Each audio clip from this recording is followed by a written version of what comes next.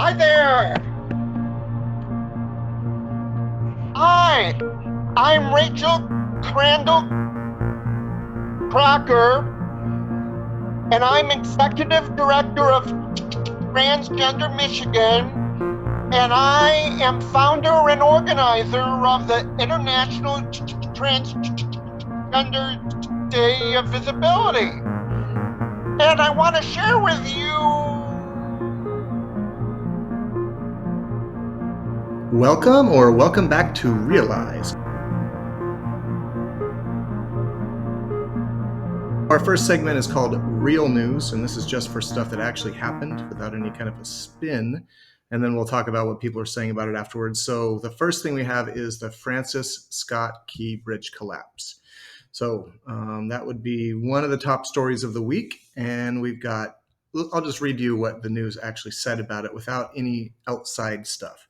Our top story today is the tragic collapse of the Francis Scott Key Bridge. Eyewitness accounts and reports suggest that the vessel issued a mayday call moments before the crash. We know that happened. We know that there were some people that died and some people that are still missing. My main takeaway from this is that this thing happens and instantly everybody has got some kind of a story going on.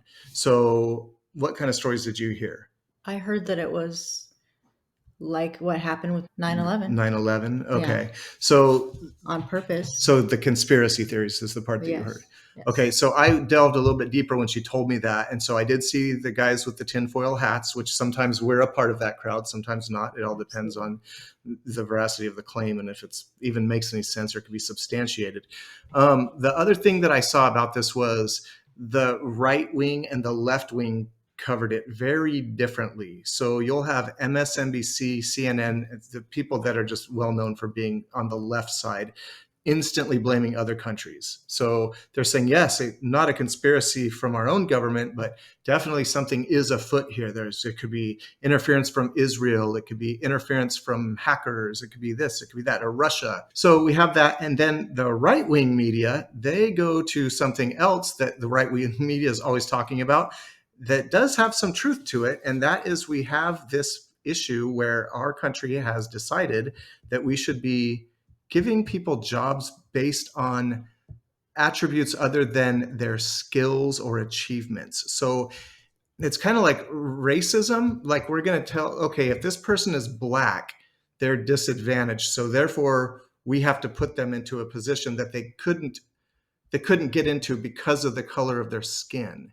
So that to me would mean that, are they trying to say Black people aren't as smart as white people and couldn't get the job? I don't think that's what they're trying to say. I believe what they're trying to say is that somehow the system is like still in the 1940s and those people don't have the same type of opportunity to get into a job like that. So we'll just automatically catapult somebody into a position that they really don't have any training for. So I think that just putting someone behind the wheel is a bad idea. There's got to be a better way of doing it than this DEI thing. Absolutely. You don't want to get on a plane if the pilot's not been trained. But the most idiotic and racist theories had to do with their newest boogeyman: diversity, equity, and inclusion, DEI. Only the white Christian men may have the things. And at this point, it's evident what they mean by DEI, right? Okay, it means Black people. All right. Well, we've got the left wing instantly saying it's foreign interference from another country. That fits a narrative. Now, the right wing definitely is quick to jump on this DEI thing because they know that is a hot button for people like us. So whether that comes into play or not, they instantly go that angle because the facts of the matter is that company has already had a crash with that exact same boat earlier. And that company is on their website touting the fact that they are champions of the DEI. So that kind of brings a spotlight onto them. And then to have a tragedy like this happens, I will just say that didn't age well. We'll go with that. As far as the conspiracy theory aspects of it, I haven't seen one thing out there that was able to explain it to me in something that I could understand. I've heard people tell me things, and I mean, when I say tell me things, I'm talking about posts on Facebook. I'm not talking about somebody that I talk to in real life. Social media things. They're telling me, well, my dad, drove a big captain a big ship like that, and these are the truths of how that works, and this couldn't have happened like they said it did. But I haven't seen any substantiated theories at all whatsoever. So I'm just going to say that, as usual, we don't know. We probably will never know. The only thing that we will know is the effects and what gets changed because of it.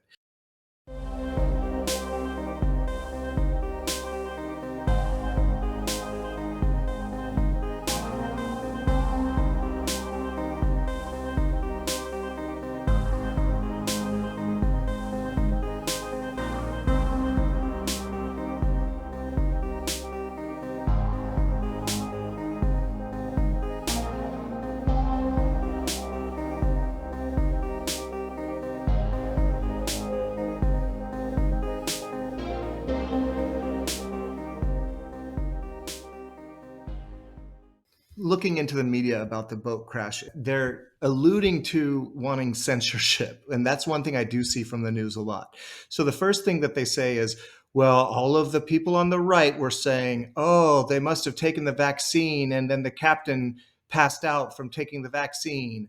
Or, oh, there must be this. And they keep saying, oh, there's all this misinformation. They said specifically, everybody that day, by the time they woke up and heard the story, they had already seen so much misinformation on the internet that they never even had a chance to know the truth. So this would imply that ABC or whoever this is the one selling us the truth. Notice I said selling. So meaning they are trying to convince me that their version is the truth. Well, what did they do? They just went and talked to some people. So how does that make it any more true than somebody else's story? I don't think it does. So no matter what happens with this whole conspiracy theory thing, the one thing that could happen is that they will push for more censorship of social media. And so that's what the lady or the gentleman or whoever it was that wrote the article, was really alluding to. What we needed is more internet censorship to make sure that we don't have the sheep out there disseminating fake information to each other before us authorities come and tell them what we want them to know. Oh, I'm sorry, the truth. Our next story is also about national news, but this is something that isn't in the news. It's something that you have to go looking for. It's covered by all the local stations, but it doesn't make the big mainstream media. And what we have going on here is a tragedy. We've got in Illinois a stabbing spree resulting in 4 deaths, including a heroic teenager protecting her sister, has garnered less attention. The suspect, who admitted the crimes, claimed to have consumed marijuana laced with an unknown narcotic before the rampage. Despite the severity of the incident, media coverage has been limited, and, well, I think that they're limiting it because it doesn't do anything for the news. We're in an election year, and there are things that both media outlets are going to, when I say both, I mean both sides of the media outlets, are going to be pushing something that furthers a political cause. This is tragic, it's awful, but it doesn't benefit anyone to report on it. So you have to go looking for it. So there was a teenager, well, he's not a teenager, he's a young man. He goes and kills some people, but you know what wasn't involved? An AR-15. If there was an AR-15 involved, we would be hearing about it right now. It would be time to take away the AR-15s. Be that as it may, we also have a media problem. So something like this happens, there's no attention because it was done with a knife. Nobody's out there trying to take away the knives. Maybe in England. Anyway, so we have that. So the left-wing media is not going to cover that. But you know what else? It wasn't a migrant. The right wing's not going to cover this because it has nothing to do with an immigrant assaulting a citizen, which does happen frequently. We know that because it's reported on almost every time. I'm not saying that it shouldn't be reported on. I'm just saying this doesn't fit in there, so it doesn't make the cut. So that, and the other thing that it's not is black on black crime violence. The right wing usually likes to comment on that to kind of counter and re-attack the other narrative that we don't have a violence problem, but instead we have a problem with people that are being disparaged and living in communities that incite violence. People that are poor tend to beat up on each other and kill each other. People that can't afford food go out and steal Nikes, I guess. I don't know I don't know if that part's a joke or not. But moving forward, I think we all know what we're talking about. Today is Resurrection Sunday. If you're a Christian, or somebody who claims Christ, you're going to call it either Resurrection Sunday or you're going to call it Easter.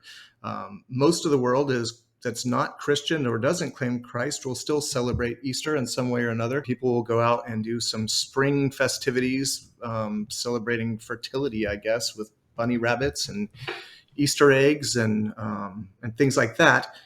But what we weren't going to celebrate was transgenderism, a Transgender Day of Visibility. Here is the problem. The way that they frame this is totally wrong. Now, you'll remember that when Donald Trump was giving a speech to an automobile manufacturing rally, he talked about what would happen if we let China make vehicles in Mexico and sell them without a tariff that we have put up because it fits our monetary plan of things to keep our country and our economy stable, and that there would be a bloodbath if we just let them get away with that. Now, I think that almost every single person, I mean, maybe not the very young generation, we all equate the word bloodbath to mean something to do with finances. It's usually with the stock market. Nobody is actually talking about the streets running red from blood because of a car manufacturing mistake, okay? But the news jumps on that and then they say, oh, he said bloodbath, he's threatening violence. This is clearly dishonest and disingenuous. They did that on purpose, and anybody that took it out of context and was not diligent enough to go and read the first two lines he said before that, well, shame on you for not paying attention and just blindly believing them. But this here is the opposite. The claim is that transgender youth are being assaulted, and that the actual verbiage is an assault on the transgender youth of America. And I looked into this because I thought, you know what, if people are beating up transgender youth or claiming what they are or how they feel or expressing themselves, it's disgusting. It's illegal. It's immoral. It's disgusting. These are people made in the image of God. Now, we disagree with them, but see, the problem is that isn't the problem. There is no problem with it. There could be one-on-one instances, but the thing that they're talking about is not little kids being assaulted. Their assault on the transgender youth they're talking about is called banning of gender affirming care. And shame on those parents. Washington, D.C. We're gonna be moving to the White House potential area to throw a book in Donald Trump's face. I don't think that we want to say that, no. This one is Time to Thrive, and it's for people who work with LGBTQ youth. We actually go and meet with our senators and representatives. After we do that, we go and sit and sell some of Avery's books for a little while. Avery, manners. I just don't want to even have a book. I've done too much in this world. It's ruined my life enough, and now everyone in this world is going to know. If I sell my book, it's going to go on the news along with me for like the 50th time at this point, and it's just going to make my life worse. A couple years ago, you wanted people to know. Yeah, I did, but now that was really stupid, silly mistake, and now I don't. Yeah, that's something. Let's go pack now. Isn't that just a shame? These parents are guilty of grooming their children. They don't even have the frame of mind to choose which color crayon they want. And it's just it's people pushing the denial of God another way, because, you know, he decided what that child was, and that's a whole nother subject. But you know, when you're bringing God into it, I wanted to bring, this is kind of out of left field, but there was a movie called Get Out. The word that they used for the melding of two bodies was coagula. And we know coagula sounds like blood clotting, blood coagulates. But here's the interesting thing. When you look into Satanism and the occult, the symbol of Satan is always this goat, and it has its legs crossed. It has one hand up like this, one hand down like that. I don't know if the camera can see it. And this is Satan's idea. This is a two-gendered being. It has a penis and it has breasts of a woman, and tattooed on its arm is coagula. So that is a word I'd never heard before in my life. I'd seen it on that thing's arm because before I was a Christian, when I was young, I was into the occult, but I never put two and two together. And even seeing it in that movie, I didn't put two and two together because I didn't remember that's what it said on there. But recently, when I look at some of the Christian podcasts and I'll see like pictures of that, they call it Baphomet, and I see the word coagula, and now this is a two-gendered being with the parts of both sides. So like very early in the Bible, it's God made them man and woman, male and female, and that's it. There is no third option. Now, it's easy to say, well, in the instance that there is somebody that is that, well, that's a special case. It's not the norm, and we have love for them, and we don't think they're outside of God's creation. But that's the same thing as if you said a Siamese twin, which we'll be talking about later as well. But yeah, so this whole thing isn't just some confused people. This is satanic. And this is a podcast that is not a Christian podcast, but it was made by Christian people. And we know that a lot of our audience is Christian, so you'll hear that. And even if you're not a Christian, you don't have to believe that there is a God or a devil to see that there are people that would serve both. Because I would serve God, whether you believe in him or not is irrelevant. I'm going to act a certain way. And the people that want to serve the devil, whether he's real or not, are going to act a certain way. And that is the symbol of Satan, is Baphomet. And it is a two-gendered creation.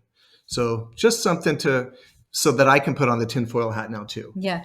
But that word coagula, didn't that have something to do with Rob Zombie? I feel like I always think of that. That's Dragula. Oh. And I always think of him when I hear Don't bring Rob Zombie into this.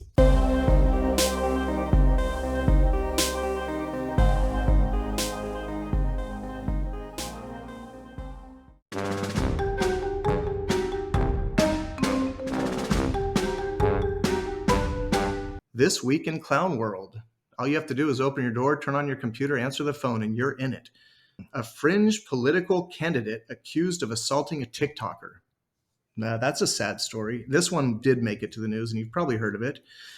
So the knockout game had gone away. Now people are saying it's coming back. But what I'm seeing as I look around is an assault on women and old people. I saw a lady whose jaw is just broken. Her mouth is wired shut. The guy's sitting there, leaning his back against the wall. A male walks by and nothing happens. This older lady walks by and boom, smacks her. She falls down. Now she can't eat. She can't talk. Mouth wired shut, jaws broken on both sides. Terrible. We're seeing this. So this political candidate, a rapper, and in his last video, I guess he's making songs about how he's a knockout king or something like that. And he's punching at the camera. Basically what happened is this: a whole bunch of women in New York City complained that they were being assaulted by a male, and nobody wants to say they were assaulted by a person of any kind of color. They don't want to say, oh, it was a Mexican, it was a black guy, it was a this, it was a that, because then you're automatically called a racist. So it was just a male, a male, a male, a male. That's all they would say. It turns out it was always a black male. So now they're saying, well, is this the knockout game coming back? Is it a social media trend? Is it just because there's a constant stoking of racial animosity going on by the media nowadays? A little bit of helter-skelter there. But at any rate, the lady on TikTok says she doesn't think it's the same guy because she went and looked at all the other influencers that it happened to, or that weren't influencers, but just people uploading to videos. And she says, I think what happened was me coming out because I'm so famous. It just changed the algorithm to where when people are searching for that, they found other people, white girl hit by black guy, and then it all pops up to the top. There's definitely some truth that is the way the algorithm works. I'm not going to disagree with her that could be. But the fact that it's happening at all is pretty scary. And every single time somebody is a liberal person, they always have to try and change it to where it doesn't sound like it's actually happening. We've got this lady saying, but New York isn't like this. New York isn't like this, because she's championing the left, and she's always trying to say how it's okay that they've defunded the police. It's okay that they don't keep criminals in jail for so long. Now that she's the victim, she can't all of a sudden cry victim and not stand up for her morals. So she's in a tough space. And some people don't want to fess up to the facts when it doesn't align with their own values and how they think things should be. That is my spiel on all that. Any more comments on the knockout game coming? How are you thinking mean- about your treadmill versus jogging outside now? I mean, have you seen videos of New York lately? You just wouldn't go there in the It's first not place. very good. Like, Yeah, people are it's just not running very good. around, shooting up drugs, getting nasty on the streets. If you know It's what I almost as mean. bad as San Francisco, which used to be but beautiful. Well, yeah, they've always been kind of neck to neck, but on everything. But it's really sad that you can't describe your aggressors to the police because of Perceived racism. yes, and that's really sad because how are they going to catch them? But then again, if they caught them, they just let them out on a $2 bail in 2 hours That happens anyway. here so, in the law and order state of Texas. We live in Yeah. a place that does that. We're outside of Houston, but that's what happens in Houston. everywhere. $2 it's bail. everywhere. We have seen people on the news, and the police are pleading, please get these liberal judges out. Their exact words: we catch the bad guy who was in the process of hunting down his girl to kill her. They released the next day. He went back and finished the job. We have seen that exact story one time in the last year, and many more stories that don't have such a dramatic conclusion, but are on their way there. Yeah, there's a lot of They have people no whose morals. they don't have it instilled in them, either from being raised a certain way. And these people, what they do is then they equate morals more with just consequences. So instead of saying, if I steal, I'm doing something wrong, instead it's, if I steal, I don't get in trouble, so that must not be wrong. So, we talk as Christians, we say that there are three things that keep society together. And we have conscience. We know when we're doing right and wrong. And then we have creation. We can look around us and see that there's a maker. And if there's a maker, there's someone to answer to at the end of the day. And then the civil law. And so there's always been a civil law. We've had authorities that we trust, that we hire to protect us, that we all come up with rules that we must live by. And then we hire these people to enforce them. And there's checks and balances. I'm pro good cop and anti bad cop, just like I hope all of you are. But if none of it is being enforced, so you have people that were raised to where they weren't taught right and wrong. There's no conscience. They don't believe in God. They've been taught evolution. There is no God. So why would you? So there's no consequence there. The only consequence is the civil authority. And if the civil authority says stealing a car isn't even that big of a deal, just leave your keys out for the car so they don't. So maybe they'll bring it back, or at least they don't break the window. We've seen news reports of that. Yeah. Come on. So then there's nothing. So then it's equated to what? If you're the only bad thing you really do is kill somebody. And if they didn't deserve it and you kill them, that's a big deal. But stealing a car, that ain't nothing. Stealing from a store, you're actually doing people a favor. That's like Robin Hood. You're stealing from the rich. Yeah. So there is a wrap on that. Now let's move on to something a little bit less dreary. What is the thing that's driving you crazy on this fine Sunday afternoon? I have questions about the twins, the Siamese twins, Brittany and Abby. So if they conceive a child, is it just the twin that got married, or is it both of their baby? Because they only have one stomach. womb. Okay. So that's pretty good. How does too. that work? And who would get the tax write-off for the baby? And how are they gonna... and if they divorce, who gets custody of the baby? Well, the custody is going to, on the mom's side, is going to go either way. I don't think there's a way to divide that. Well, we saw some things on Facebook, some responses that people had made on Facebook, and I'll get those up on the screen. And Angela, you can read those out loud. You will never win an argument. Finally, a person that really can be called they, them. Zing! Not tonight. We have headaches. That's probably the best one. Filing their taxes joint or separately. I think that it's separately because it said they both get their own paycheck. Okay. So, because one's good with math and the other one's a math teacher and the other one's an English teacher. Oh, really? I didn't get that far into this. Yeah. Oh, okay. So that's why. Pretty cool. You're the best husband and brother-in-law ever. Okay. Right? Pick one more. Okay. The double life insurance payout. All right. Well, hopefully we don't have a serial killer thing going on here. So I did hear him respond. But we wish the best to them. Absolutely. And the last person on the comments said, "Y'all are clowns. You should be happy for them." What if you were born like that?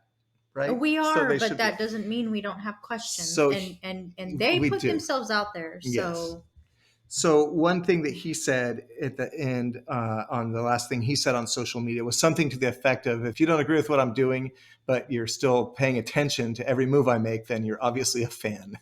So I guess he gets Yes. the mic drop on that one.